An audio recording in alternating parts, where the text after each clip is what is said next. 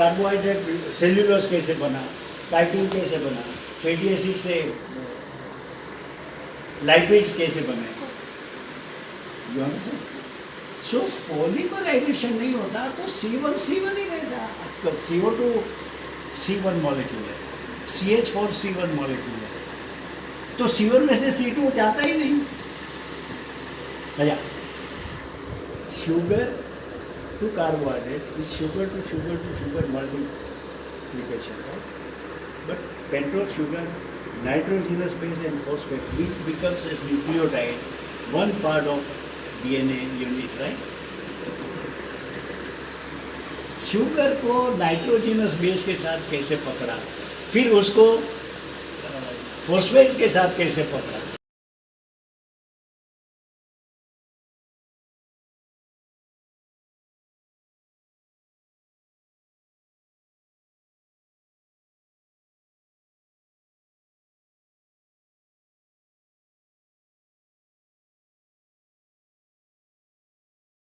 तो पता है MEB ये करके एंगल्फ करके उसको फूड को ले लेता है।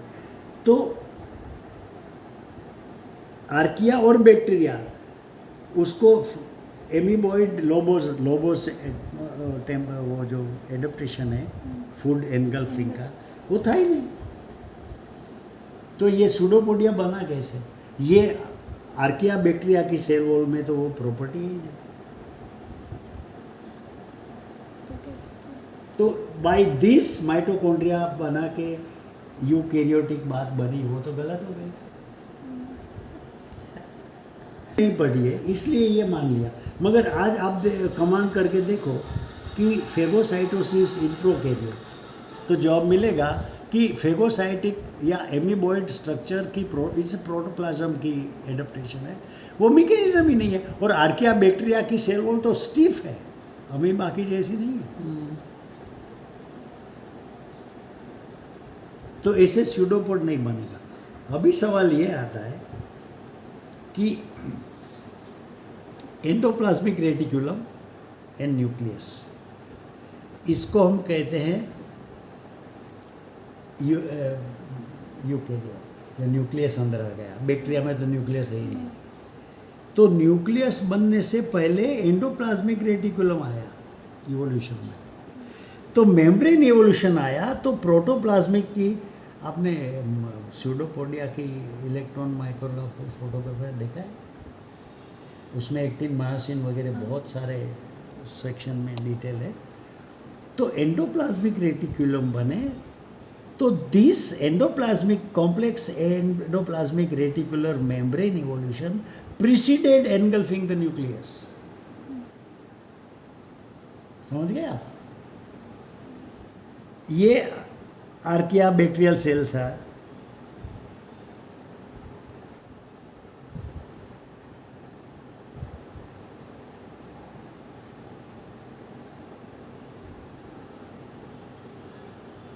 ये एंडोप्लाज्मिक रेटिकुलम बना, but it was a nucleate.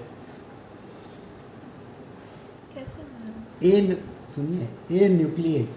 Membrane evolution पे आप जाएंगे,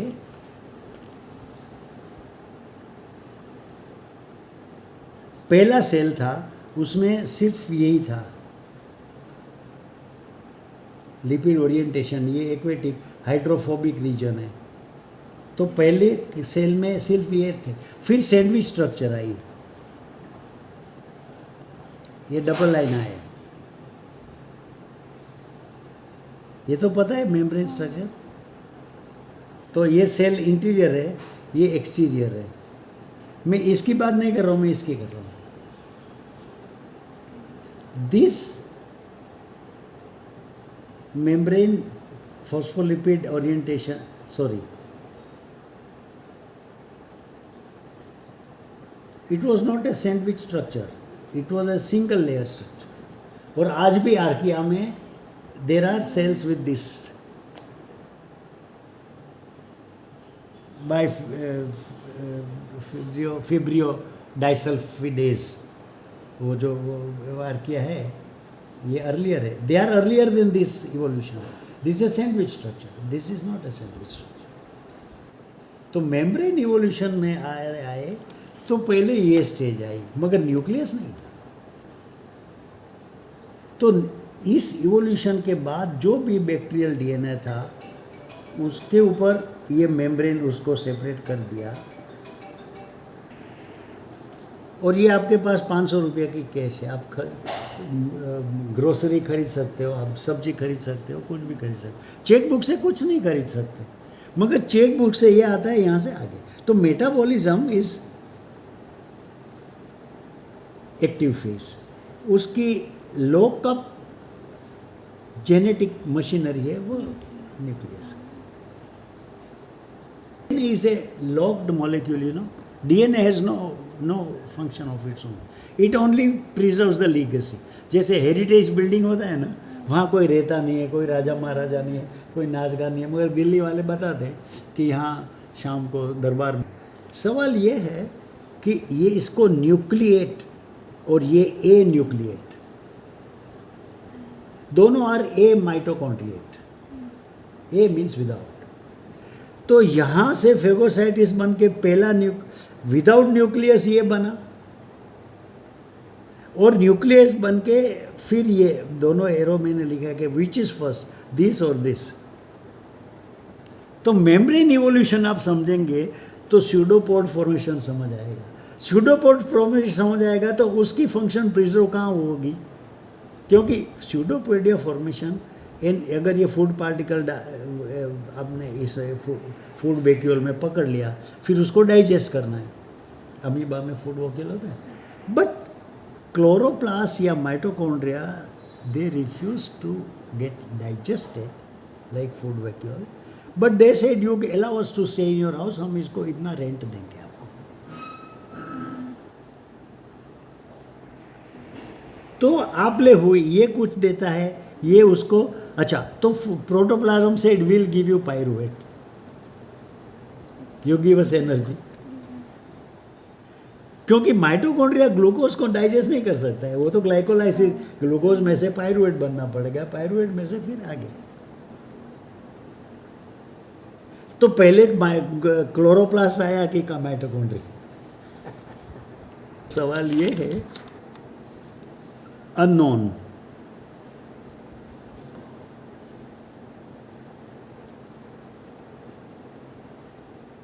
अननोन कॉमन एंसेस्टर। ये कहानी आगे चली, ये माइटोकॉन्ड्रिया आया,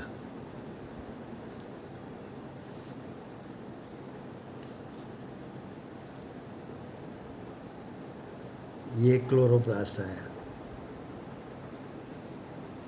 तो माइटोकॉन्ड्रिया भी साथ में आया। यहाँ क्लोरोप्लास्ट नहीं आया तो ये एनिमल लाइन हुई, ये प्लांट, क्योंकि प्लांट में क्लोरोप्लास्ट भी है, माइटोकॉन्ड्रिया भी है, एनिमल में माइटोकॉन्ड्रिया नहीं है, दोनों क्लोरोप्लास्ट नहीं है, तो दोनों में कॉमन फैक्टर माइटोकॉन्ड्रिया है, वो पहले आया।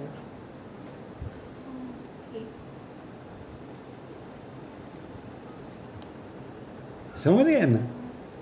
तो सवाल ये था कि पहले करेंसी आई या चेकबुक, तो करेंसी नहीं, mitochondria is energy currency, ATP का मैन्युफैक्चरिंग फैक्ट्री है, जो वनस्पति सेल को भी जरूरत है, एनिमल सेल को भी जरूरत है।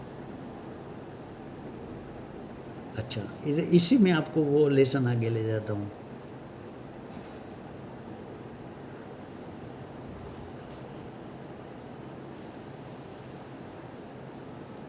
ये आया, ग्लूकोज कहाँ है? तो पायरुवेट किधर है? Pyruvate is a C3,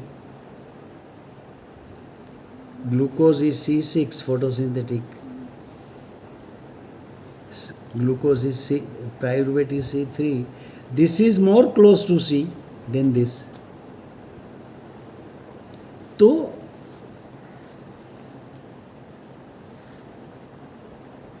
Krebs cycle में हम क्या पढ़ते हैं? ग्लूकोज, पायरुवेट, ये क्रेब्स साइकिल, ये ऑक्जेलो एसीटेट, तो ये एसीटेट आया, यहाँ से रिवर्स क्रेब्स साइकिल से कहानी शुरू हुई, ये C3 पे आया।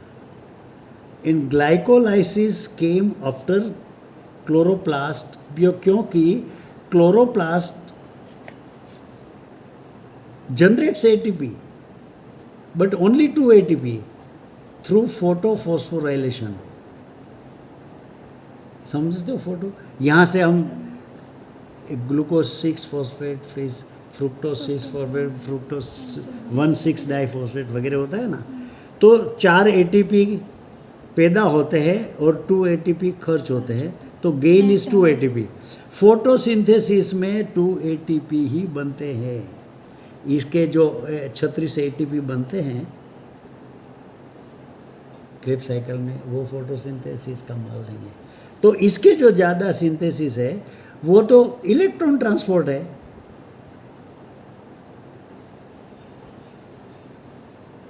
इलेक्ट्रॉन ट्रांसपोर्ट सिस्टम क्या है कि जो हमारी आर्कियल मेम्ब्रेन थी उसमें इलेक्ट्रॉन ट्रांसफर सिस्टम यहाँ भी होती थी. फिर बाद में इनर चेंज आई, तो this now electron transfer system is here. It is not in the protoplasm of mitochondria, nor even cytoplasm of cell. तो सेल में होता है वो फॉस्फोराइलेशन है. ये इलेक्ट्रॉन ट्रांसफर है. तो electron transfer system is the mechanism inside the sandwich structure. It's neither here nor here. तो मेम्ब्रेन इवोल्यूशन पर नहीं पड़ेगा. 30,000 जीनोमिक सीक्वेंस थी, क्योंकि उसको बहुत, जब बैक्टीरिया बाहर था तो बहुत सारे काम करने पड़ रहे थे. वो लोकोमोशन, दिखना पूछना, खाना पीना. अभी अब जो सेल में आ गए सिम्बायोसिस के पास, तो उसके बहुत सारे फंक्शंस सेक्रीफाइस कर दिए. In today's mitochondria has hardly 3,000 genome. और वो बोलते हैं कि मैं आपको सिर्फ एनर्जी बना के दूंगा, ATP. आप मुझे खाना दो, हाउसिंग दो, सिक्योरिटी दो, फलाना दो, सब. तो दैट वाज एक्सचेंज. तो अर्लियर जो माइटोकॉन्ड्रिया के एंसेस्टर्स है उसकी जीनोमिक बैंक और माइटोकॉन्ड्रिया, आज के माइटोकॉन्ड्रिया की जीनोमिक बैंक. अच्छा, animal cell mitochondrial genomic bank और क्लोरोप्लास्ट की वनस्पति की माइटोकॉन्ड्रिया की जीनोमिक बैंक, दोनों कंपेयर कर, जवाब नहीं है. बिकॉज दिस माइटोकॉन्ड्रिया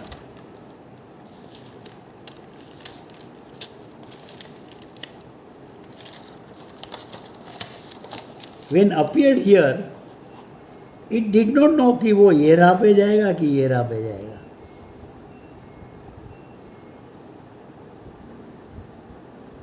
आप समझे ना, क्योंकि इस दोनों के बीच में 800 मिलियन टू मतलब 1 बिलियन ईयर का फासला है. देखिए आप ये इस तरह से इसको, तो एंड देयरफॉर सिंस बिफोर, कहानी तो ऐसी CO2 प्लस H2O से कहानी शुरू हुई. पायरुवेट भी नहीं था, ग्लूकोज की तो दूर की बात है. तो फिर कहानी ऐसे चली.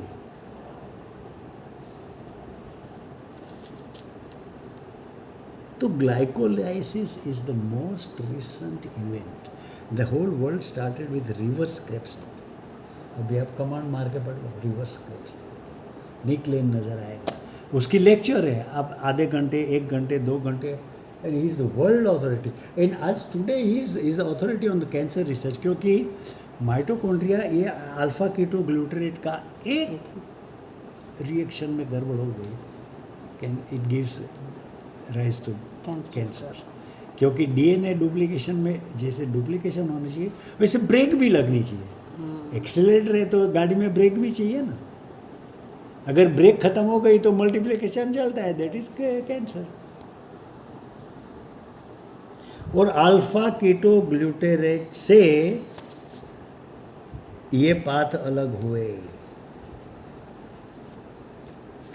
तो एसीटेट से लेके यहाँ तक की कहानी माइटोकॉन्ड्रिया और क्लोरोप्लास्ट की एक है। फिर जहाँ क्लोरोप्लास्ट ये से आगे रहा वो यहाँ रहा, पायरुवेट रुक गया। Mitochondria does not recognise more than pyruvate. जो यहाँ से कहानी हुई वो ग्लूकोज तक गया, फिर रिटर्न हुई, तो ये एब्डेन मेयरहोफ पाथ या ग्लाइकोलिसिस जो आप कहते हैं, फिर ये कहानी शुरू हुई। तो अल्फा कीटोग्लूटरेट आप समझेंगे तो क्रेब्स साइकिल याद नहीं करना पड़ेगा। अभी देखिए 1 2 3 4 5 6 7 8 स्टेजेस है क्रेब्स साइकिल के।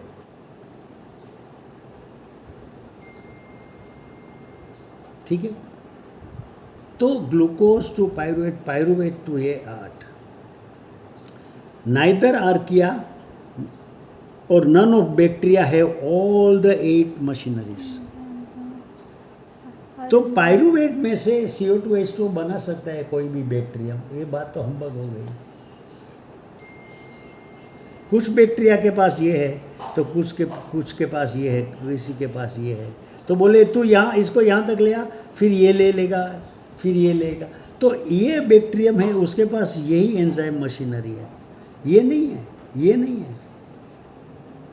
तो ये जीनोमिक स्ट्रक्चर, ये तो आप इसको बोलते हैं G1 G2 ऐसे कर दो जो भी। तो नो आर्कियन और no bacterium is capable of complete the whole cycle of Krebs cycle. None of the reaction, one particular reaction can be influenced by all archaea और ऑल बैक्टीरिया। जो ये कर सकता है वो ये नहीं कर सकता, जो ये कर सकता है वो ये नहीं कर सकता। तो दिस इज साइनर्जी। आप रिले रेस समझते हो ना?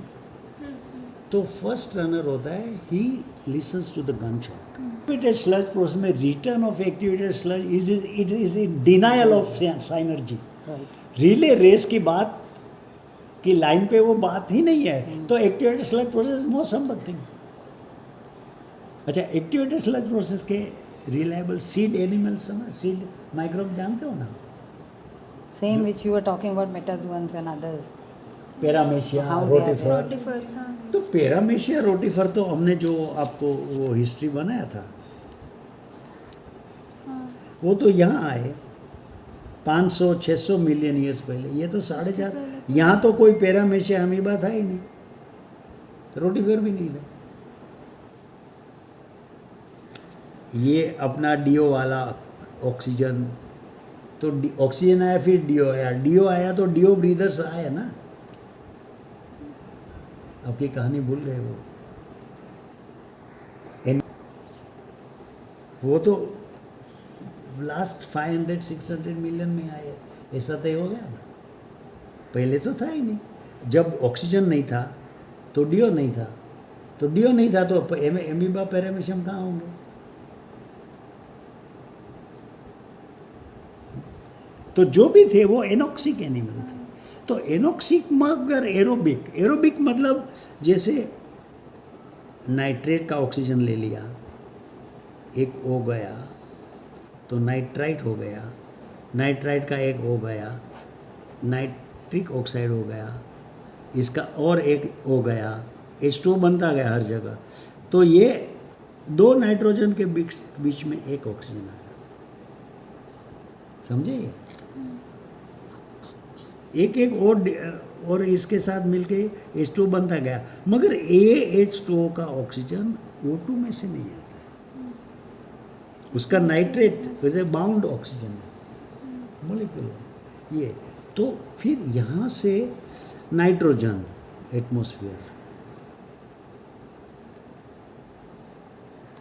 ये बहुत कठिन मार्ग है और no man made STP can mimic this. Therefore tertiary treatment जो बोलते हैं, nitrogen sequestration in STP is the most idiotic stupid thing, क्योंकि ये मैकेनिज्म जेनेटिक मैकेनिज्म, वो denitrifier and they are slow dividing म्हणजे couple of days, 10 days, 10 days, 15 days, उसके अलग अलग डीनाइट्रीफायर की लाइफ साइकिल है. That is not possible. अच्छा, जो ये पहचानता है उसको पास NO में से N2O बनाने का मैकेनिज्म नहीं है. जो एंजाइम यहाँ काम करता है NO3 से NO2 तक, वो एंजाइम NO2 से NO तक नहीं काम करेगा.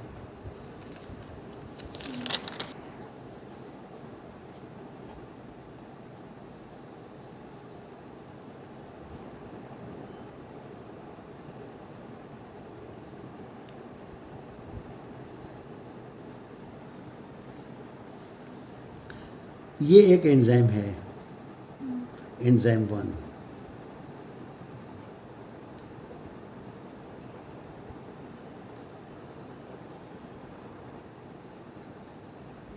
ये इसका bacteria is a common term used by for archaea also, क्योंकि वो जो इंजीनियरिंग वगैरह लिखने वाले हैं वो आर्किया को अलग नहीं मानते. बट इनफैक्ट आर्किया 1 है, उसके पास E2 नहीं है, उसके लिए आर्किया 2 आएगा, इसके लिए आर्किया 3 आएगा. ये रिले है. तो ये गन शॉट वाला है ना, वो ये रिएक्शन को इन्फ्लुएंस नहीं कर सकता. तो ये कहानी किससे सबसे ज़्यादा इनोसेंट इनर्ट गैस तो ये है. That is why with 79% in atmosphere we are happy. ये तो डेंजरस है, ये हाईली अनस्टेबल है, ये पॉइजनस है.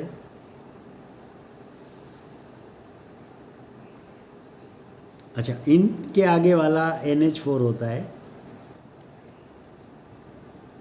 और इसके आगे वाला तो ammonia. Ammonia is the most toxic gas. No animal has urine and fecal mass as a common duct. ये STP वाले का होशियार हो. Fecal mass goes here. This treatment part is much faster. अगर कोमोड में आपने ऐसे एक कर दिया तो यूरिन भी यहाँ आता है, फीकल मास भी यहाँ आता है, और इसका जो एमोनिया है वो माइक्रोब्स को मारेगा. So this STP will take longer, क्योंकि जो बच जाएंगे उसको फिर मल्टीप्लिकेशन करते करते करते करते रीजनरेट करना पड़ेगा.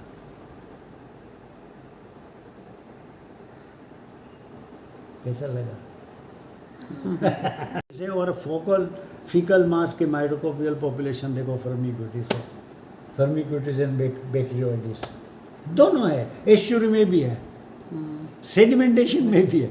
देखिए आपको क्योंकि देखो एक बहुत माल आया तालाब में, तो जो नाइट्रेट्स है और फॉस्फेट्स है, this is 1.6 plus specific gravity, this is 1.5 plus. तो नाइट्रेट फॉस्फेट तो नीचे जाएंगे. फॉस्फोरस के सोल्यूबल फॉर्म्स कम है, नाइट्रेट के सोल्यूबल ज़्यादा है, तो यहाँ भी जाएंगे. Nitrate, ammonia, nitric oxide, nitrous oxide, वो तो एरियल डिस्चार्ज में भी जाएगा. बाद में वो प्रोटीन में कहीं भी जाएगा एक्वेटिक बॉडी में. फॉस्फोरस का कोई एक्वियस डिस्चार्ज, गैसियस डिस्चार्ज नहीं है. तो फॉस्फेट्स तो सबसे ज़्यादा यहीं रहेगा. तो यूट्रोफिकेशन में क्या होता है कि जब ये आता है तो नया फॉस्फेट आता है, मगर ये फॉस्फेट भी जब टर्बुलेंस होती है तो ऊपर आता है. अब चर्निंग होता है ना लेक का, पैसिफिक का पूरा, तो जब नाइट्रोजन भी, नाइट्रेट्स ऊपर आएंगे तो कुछ इधर जाएंगे, कुछ नाइट्रोजन के हिसाब से भी जाएंगे, कुछ एमोनिया के हिसाब से भी जाएंगे. फॉस्फोरस कहीं नहीं जाएगा.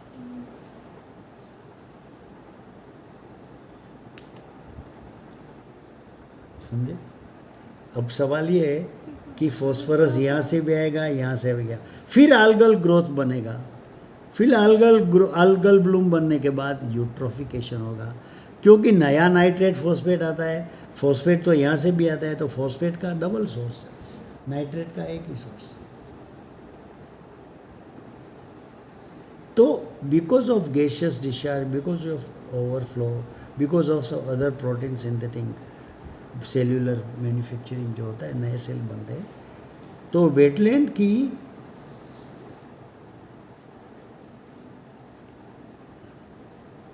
नाइट्रोजन फॉस्फेट रिलेशन ये कांस्टेंट है। ये कोई आपकी एसटीपी की बुक नहीं बताएगी।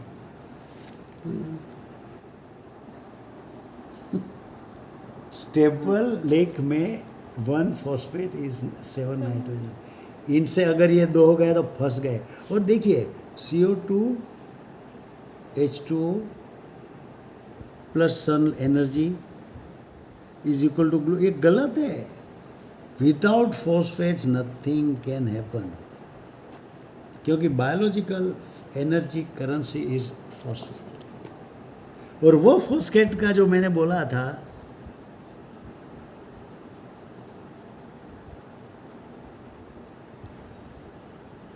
फॉस्फोरोथायराइड, ये मास्टर मॉलिक्यूल है। 3 रिएक्टिव, ये कितना डेंजरस मॉलिक्यूल हो गया, देखा मतलब कितना एक्टिव है। अच्छा, इनसे आगे डिट्रिटस आप जाओ। पेड़ पौधे सड़ते हैं झाड़ के नीचे से, यहाँ सड़ते हैं, ये सॉइल है। अर्थवर्म जो घास ये बीच में घूमते हैं, और ये पत्ती सड़ी हुई पत्ती को खाते हैं, इसको डेट्रिटस बोलते हैं।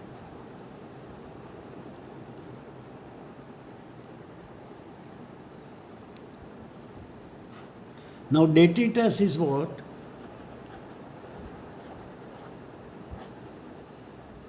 Is a long chain carbon molecule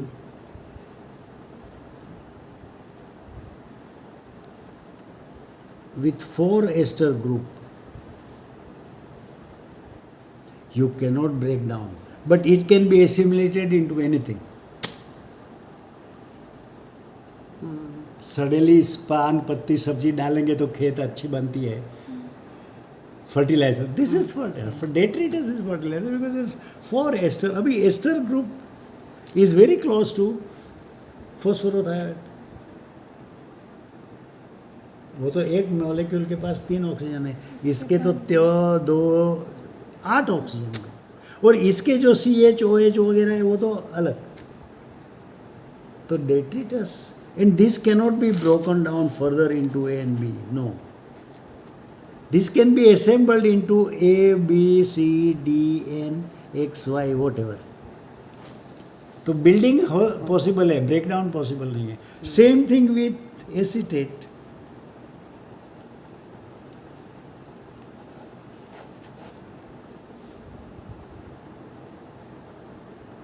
अच्छा, एक स्टेज आगे ले। Major component of fishes is acetate. Acetate goes to STP. STP में आप सीड वैल्यू डाल के एएसपी में paramecium, amoeba, testate amoeba, rotifer वगैरह ला के, now they are all eukaryotes. इनसे तो बहुत, बैक्टीरिया से तो बहुत ज़्यादा एडवांस ग्रुप है। यहाँ डाल के आप यहाँ लेके आए तो स्लज बन गया, जिसका कुछ नहीं कर सकते। तो स्लज का केमिकल एनालिसिस क्या है?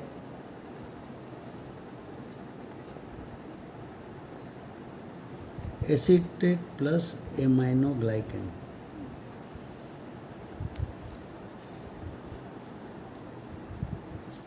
तो acetate to sludge to acetate मिला गया आपको।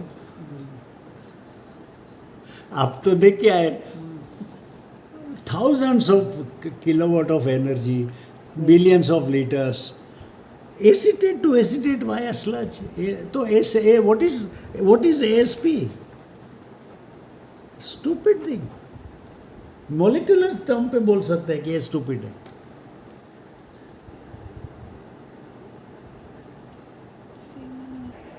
एसटीपी स्लज की जो ये पार्ट है उसकी मरम्मत तो उतनी ही डिफ़िकल्ट है जिसकी ये डिफ़िकल्ट है। तो अचीव क्या किया, फिर इसको मीथेनोजन बना में तो इसको ही सीधा मीथेन बनाओ यार, ये पैसा पूरी बाजार बच गई ना, खर्चा बच गया। मगर उसकी बाजार बंद, no STP fellow would listen to me because इसकी दुकान बंद हो जाएगी। ये सब गया ना।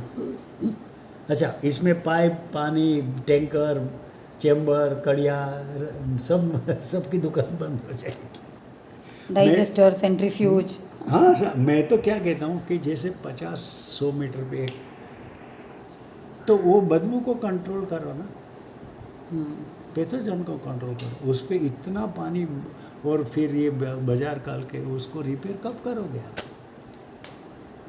मुश्किल है। तो खत्म हो। Soil is the biggest water holding machinery of the planet. Entire soil can hold 8 times the total of rivers of 100 years ago. And that is the culprit of climate change. इतनी बारिश उधर दुबई में आई कहाँ से? तो it's not CO2, it's not N2O, it is the water vapor that is the culprit.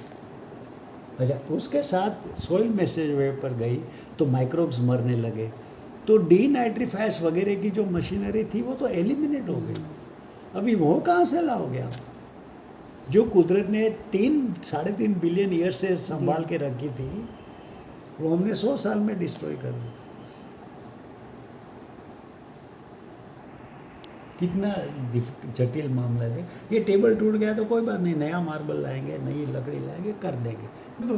Method ही पता नहीं हमको, फॉर्मूला कहाँ से बनेंगे। तो कॉलोन की आउटपुट है, उसको डिस्ट्रॉय करना मतलब एंड ऑफ सिविलाइजेशन। ये एसटीपी है। एक चीज़ को आप बारीकाई से जितना देखोगे उतना और मज़ा आएगा।